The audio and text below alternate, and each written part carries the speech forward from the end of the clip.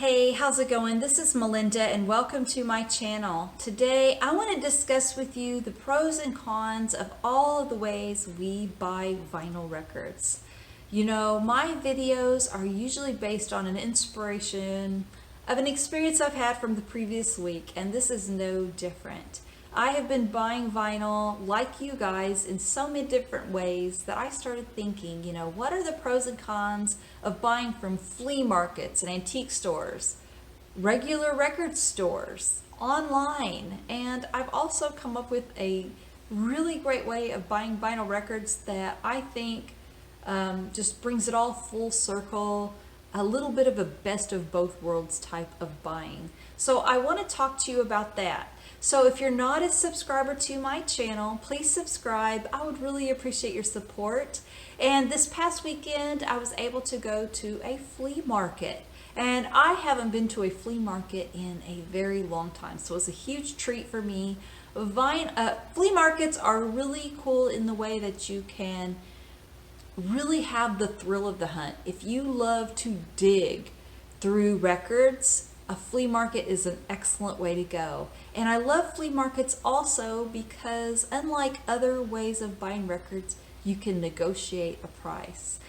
With flea markets, the owner of the booth is usually there and they know that they have to strike a deal because they don't want to bring all these records back home. They want to sell them.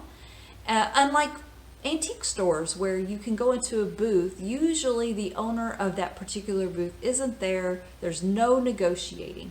With flea markets there is. And let me show you a couple of records that I picked up over the weekend. I found Jade Warrior. This is their third record. It's called Last Autumn's Dream. And I found it in beautiful condition. Beautiful gatefold. Just looks incredible, and to be a record from 1972 and be in this kind of condition is unbelievable. It's a progressive rock band. I would say the only difference between this and a regular progressive rock maybe album, these songs go on for about 3 to 4 minutes. There's no really long 10-minute version of a song on here. And I love the song A Winter's Tale. I think it's fantastic. There's some really great guitar playing on Snake. Also, we go into May Queen, which is a really great song. The Demon Trucker is very cool. Lady of the Lake. I guess if there's one song on here that I'm not really crazy about, it's not that I don't like it. I just don't think it belongs on this album. It's kind of a funky, different style. The song Joanne. But really great song, album, and able to find at a flea market for just an amazing condition. Almost 50 years old, and I love that it came on this beautiful Vertigo swirl label. Look at the sheen on here, if you could see that. It's in great condition. So I'm very happy to add that Jade Warrior album to my collection, as well as Bobbie Gentry's Fancy. And she was the songwriter of the song Fancy that we all know from Reba McEntire. But she had this on her album from back in 1970. So another record that I found in amazing condition when you consider it's over 50 years old. The artwork is really cool, and from what I hear, the rumors are Bobbie Gentry herself was the artist of this. I'm not 100% sure, but she's the rumored artist of this. No one ever got a credit for it. And there's some really cool songs on here besides Fancy. We have Delta Man, which is really good. Something in the Way He Moves. I'll Never Fall in Love Again. That's another one that I think Dionne Warwick also made popular. Raindrops Keep Falling on My Head. Now her version is very similar to the B.J. Thomas version. But I love having this record. I'm a huge Bobbie Gentry fan. I think she was beautiful. I love how back in the 70s, Priscilla Presley and Bobbie Gentry, they wore their black hair really big and their eyeliner. I thought that was a really cool look for them. I wouldn't be able to get away with it, but I thought they looked fabulous that way. And also, I have so many records in my collection, but I've never had the lime green Capitol label. So I love having that in the collection. Again, flea markets are a lot of fun. You have to dig through a lot of records that maybe aren't in great condition, and also a lot of records you may already own or just flat out don't want. but you can find some real cool gems in flea markets. And now I'm going to talk about my lazy way of buying records. That's online shopping, especially Amazon or Target or Walmart, or there's so many stores you can buy from online. I'm usually in my pajamas with my coffee. Just a totally lazy way of buying records, but very effective. I do miss the camaraderie of going into a store and being able to dig and talking to other people who are in the store. That really lacks when you're online shopping. And also, as I talked about last week, a lot of the crazy shopping frenzies start online as well, which I'm not a fan of. I was able to buy this one from Amazon, Coltrane Jazz by the Bill Evans Trio. I love this. This is a record I've been always wanting to have. And I bought the OJC Original Jazz Classics label version of this. I was hesitant about buying it because I have bought some records in the past that were inexpensive and turned out to be not so great. But I heard in the comments from last week's video, a lot of people were recommending me try the OJC label. And I asked Paul at Brockett P-Dub what he thought of this label, and he said he's had pretty good luck so far, and I respect his opinion. So I did order this one, and it was very inexpensive. It arrived very quickly, and it does sound really good. So, I was able to get a really great record online.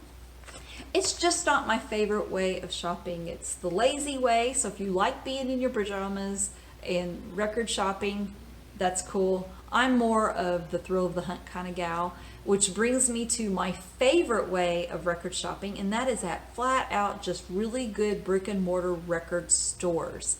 And I was able to find this wonderful Led Zeppelin physical graffiti out at a record store one time many years ago. But I find my best gems when I'm at record stores. Absolutely. Of course, I found a few on eBay and a few on Discogs, but most of the time it is just going to those brick and mortar stores and meeting those wonderful record store owners. They can ask you what you're looking for, tell you whether they have it or not, maybe lead you in a direction. Maybe you pick up something you wouldn't have expected. Also, another really great thing about record stores are those wonderful record store indie, like McCartney 3 on white vinyl. They have a lot of really great indie exclusives, and Billy from River Bend Records has been showing a lot of his recent arrivals, his indie store exclusives, and they've been really amazing. I guess if there's any negatives at all to buying from record stores, some record stores don't have a new arrivals section, and if you are someone who comes in there very often, I would think that would get very old. I don't have a record store per se in the city that I live in now, but if I was to go into a record store week after week and they don't have any new arrival bins where I can see what the fresh records are that's come in, that would be a daunting task. You don't want to go through a whole record store to look through your records every single week. So that's a huge negative to me. And also, sometimes customers invade your personal space when you're at a record store. There's nothing worse than being at the new arrival section and you're flipping through a record and someone just is standing right behind you and you could feel their breath on your neck. And then I've had one person kind of come up behind me and start pulling of records that I'm kind of in the same box digging through already. I thought that was just so rude. Thankfully, that doesn't happen all the time. And I will say, when I am the person that is in line waiting for that person to look through the new arrivals, I get it. It is a little bit of an impatient feeling. You can't wait to see what the new arrivals are. But you have to be patient when someone else is looking because it is their turf and they don't want to feel your breath on their neck. So, that's the very few negatives I have about record store buying. I love going directly to the Holy Moly walls. I love the indie store exclusives. I love meeting other customers who are shopping at the record store and, of course, the record store owners. I feel like lately I have been able to get the best of both worlds. A lot of record stores we haven't been able to go to lately. They're opening up more and more, which is really great news. But in the meantime, I have been able to support record stores through our vinyl community by shopping, through watching the videos, seeing what they have in stock, and making purchases. So there is a little bit of a feeling of a good feeling when you're shopping at record stores, or maybe even the way I'm doing it now. You feel like you're helping a family. You're paying to keep their lights on. You maybe be paying to put food on the table, savings in their bank, keeping the record stores alive. And I recently picked up some really wonderful records from Nick at Toad Hall Books and Records. He does videos of usually about 2 a week. He shows new arrivals. He have his MoFi, mobile fidelity records that he shows as well on his channel, and I really pay close attention to those. And I've been able to get some really cool releases from him. So I picked up Hall & Oates Rock and Soul Part 1. This is the original master recording version. It is their greatest hits. I am a huge fan of the late 70s and early 80s Hall & Oates. I'm used to hearing their music on the radio. So to be able to hear it on a mobile fidelity vinyl record is unbelievable. I love the song. My favorite Hall & Oates song of all time is Adult Education. I dig that song so much. I'm a huge fan of the song One on One. I think that's so beautiful too. That saxophone playing on there is incredible. I love You Make My Dreams. That's a lot of fun. I also like Sarah Smile, She's Gone, Rich Girl. Kiss on My List is really, really good. So I am a huge fan of Hall & Oates, even though it's not something when me and my friends were out cruising around on a Saturday night, we weren't cranking Hall & Oates. But, just like a warm cup of chicken noodle soup, they were very comforting, always there and always on the radio, and I really love them. My particular copy is number 3009. So I was more than thrilled to have this one, and I don't know if they're going to keep repressing it or if it's sold out at this point. The next record I'm going to show you is sold out. You still may be able to find it at record stores, but as far as online, it is sold out. And I was trying to talk myself out of buying that one because I thought, I can get the original of it and I'm good. But the 80s Melinda with that really big hair, the inner Melinda, was like, nah, you got to get this. This is the final run. You're not going to have another chance. So I bought this one too from Toad Hall Books and Records. This is the original master recording of Twisted Sister's Stay Hungry. I love the song I Want to Rock. It's my favorite on here. We're Not Gonna Take It was a huge anthem that came out early on in my freshman year of high school. And, there's some people who have discussed production problems that were from this record. I think this copy of it sounds fantastic. I have no complaints at all. I think it just depends on what pressing you have of this record. And, like I said, it was limited to 3,000. I was at the end of the run. My copy is number 2,914. But man, am I glad to have this one in the collection. I also picked up Miles Davis Quintet, Miles Smiles. I kind of put this one when I'm ranking my Miles Davis records. This is kind of in the middle of the road, but I've tried to get as many of the Miles Davis mobile fidelity records as possible. Mobile fidelity records never go down in value, they only go up or at least retain their value. And I think they sound fantastic. And when it comes to these jazz records, it is expensive and hard to find really great originals. So I think this is a fantastic deal to buy this one. Beautiful gatefold. My copy is number 3,107. This album is now sold out. Great 45 RPM 2 LP set.